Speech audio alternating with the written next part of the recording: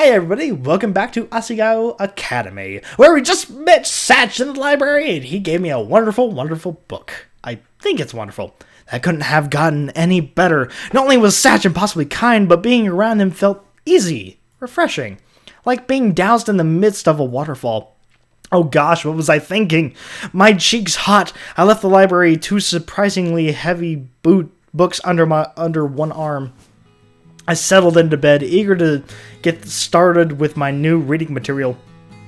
Whoa, excuse me. Had a lot of root beer today. But Mai was sitting at her desk, carving a pencil idly into the pages of a notebook. Every few minutes, she released a long, drawn-out sigh at the lead of her pencil winding against the paper. She spelled the same. I lowered my book and took the bait.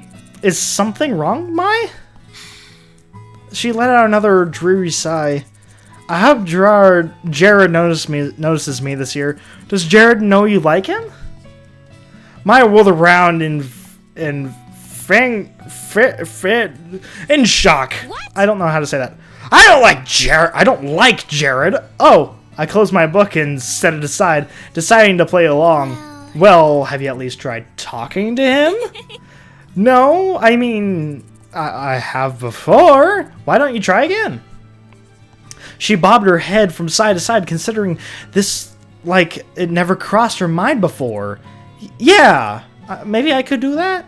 Satisfied, I picked my book back up. Have you ever had a boyfriend, Hannah?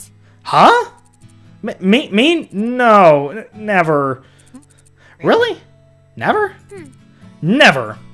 For sure. I bet you... Is that yen?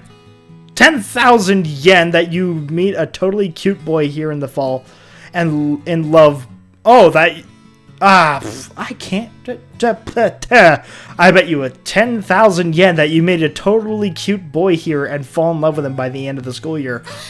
That's really quick, I do have to say. You're crazy! I buried my face back in the book, bearing Mai from any further discussion. Or is that barring Mai? I don't know. Fall in love by the end of the year? Me? If I were betting a kind of girl, I'd take that bet. Really? You would? I woke the next morning with what felt like a lizard in my throat. Mai was already up, shuffling through her school bag with an enigmatic grin. The first day of school. Good morning! Hey! Hannah, you're finally awake! Wow, good morning to you, too. Her voice sliced through the air like a knife, and I winced. She was definitely a morning person. It's time for the first day of school. Aren't you excited? I can't wait to see what's gonna happen. What do you mean? Is something special happening today? Something strange is always happening on the first day of school, especially to someone like you. She winked. What? Someone like me? I'll wink again for a dramatic effect. You know what I mean. No, I don't. She smiled and started messing with a pile of papers on her desk. I shook my head. I got out of bed and pulled my uniform out of my closet. My palms sweat as I held the gold vest and blue jacket. Was it really possible for things to be different here than they were at home? What if the problem wasn't actually the school? I shook the thought out of my head and changed into my uniform. Oh! What is it? You look so cute! Really? Really? He crept up my neck. Yeah, completely. Yes, completely. Your hair matches your uniform so well. You look like a flower blooming straight out of the ground. Thank you. If the ground was yellow, white, and blue. Water stung the back of my eyes, and I turned and started packing my backpack. Why was I getting worried about something as little as this? I must have gotten less sleep than I thought. Is something wrong? No, nothing's wrong. I'm just happy. How dumb was that? I started crying at the first sight of someone being nice to me. I took a deep breath to steady my nerves. What an oddly menacing thud. All the air left my lungs as something like a horse hoof slammed against my back. Ugh! You'll do just fine, don't worry. This is gonna be awesome. Did she slap my back? I stiffly peered over my shoulder. That was you? What? Huh? Mai stood behind me, her hand raised. Somehow she had the strength of a bodybuilder. Nothing. I was just about to zip my bag when I spotted the book Satch gave me lying on my nightstand. The Princess Betrothed. He said if I ever needed to be transported somewhere far away, I could take it with me. It was pretty good so far. Maybe I would be smart to bring it along, just in case if I had no one to talk to between class periods.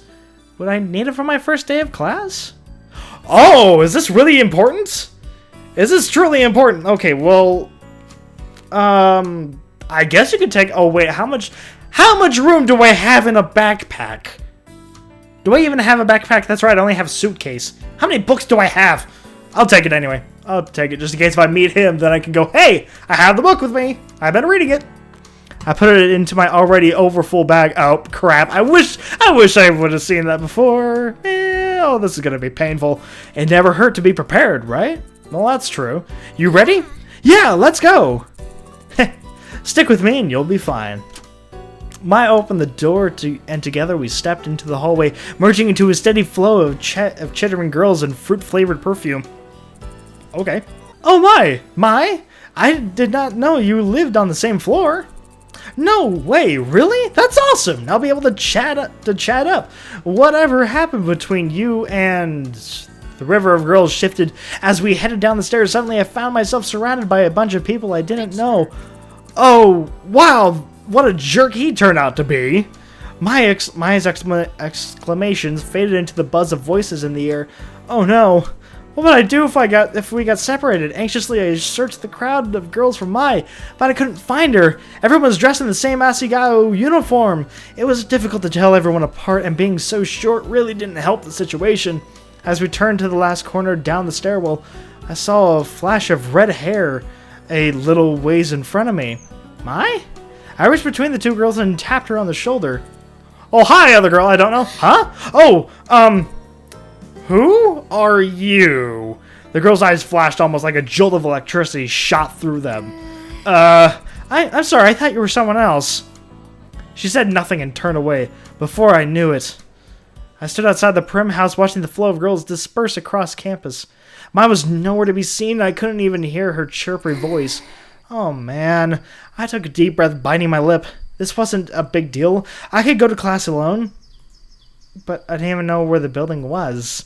I reached into my backpack and dragged out my class schedule. Homeroom, 206, Poppy Hall? Which one was Poppy Hall again? Weren't the classrooms on the other side of campus? I picked a direction and began to walk, trying to ignore my risk of panic at the thought of arriving late to the first day of class. That's actually happened to me once or twice. It does suck. As a third year, where no one knew me, all the people staring. Hey, are you okay? Look a little lost. Someone called out to me and turned around, almost jumping for joy. Oh, hey, John! When I froze. A Normal Boots jacket. He was part of the Normal Boots Club. I could practically feel my tongue swelling in my mouth.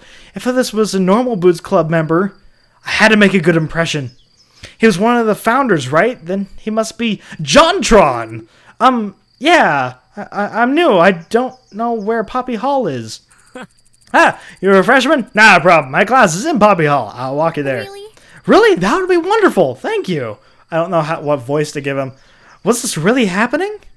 He began to walking towards a large brick building in an enthusiastic manner, pumping his arms up and down like he was some kind of show tune.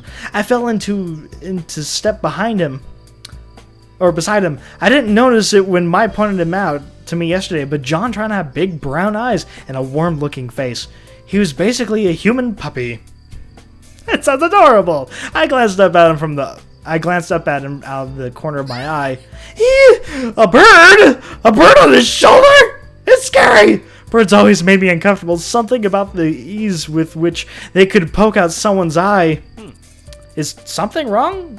Why'd you stop? No, nothing's wrong. He followed my gaze to the bird on his shoulder. Hey. Oh, this is Jacques. Isn't he cute? His eyes are glowing red. Yeah. Nice to meet you. It spoke? Yeah. He put his hand to his shoulder. Jacques jumped onto his palm. Jacques is a robot bird, see? Hello. Or Hello. I don't know how to do a robot voice. Jacques' eyes gleamed a dangerous red when he spoke, but nothing else suggested that he wasn't a normal bird. In fact, if I hadn't known better, I would have said the red in his eyes was painted on. That's amazing! Jacques twisted his head to the side, examining me in return. The more he looked at me, the less afraid I was. What are you looking at?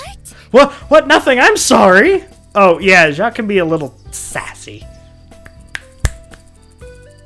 I learned that from my sister. I regret doing that on camera. Who are you calling sassy? I'm not the sassy one. Don't forget to feed you. Jacques, that was that one time. I was alone and starving in the frozen tundra of this empty world. Afraid. Oh wait, I was alone and starving in the frozen tundras of this empty world. Loveless, afraid.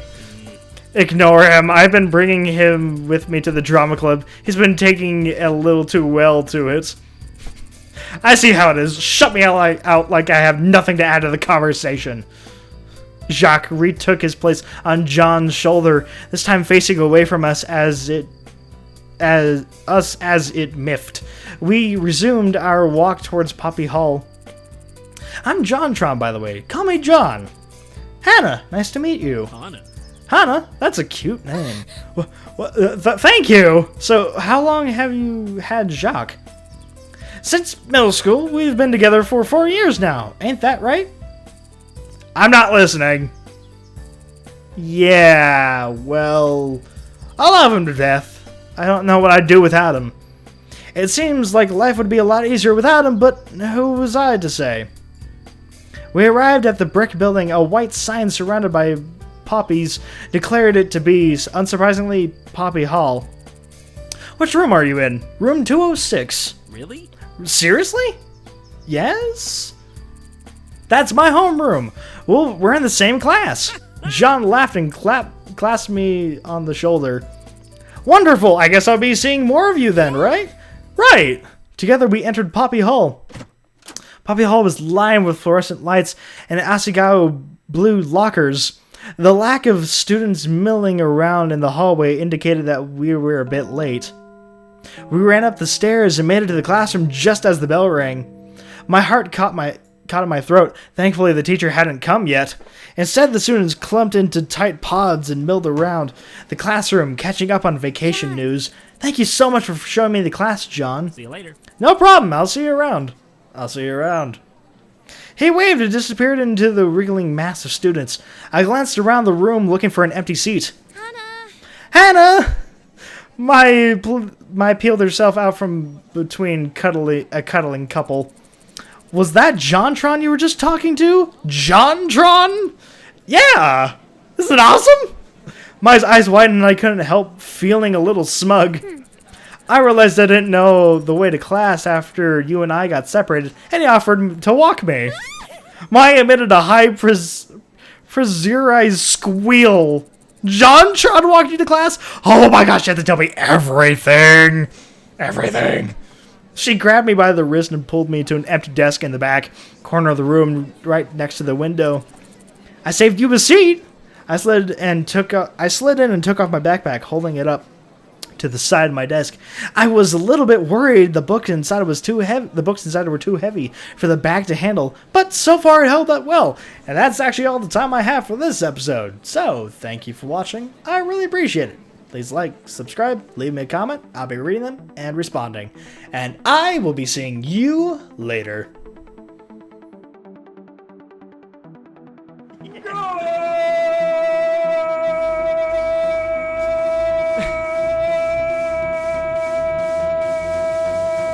Sort of just like losing my mind in all of this game.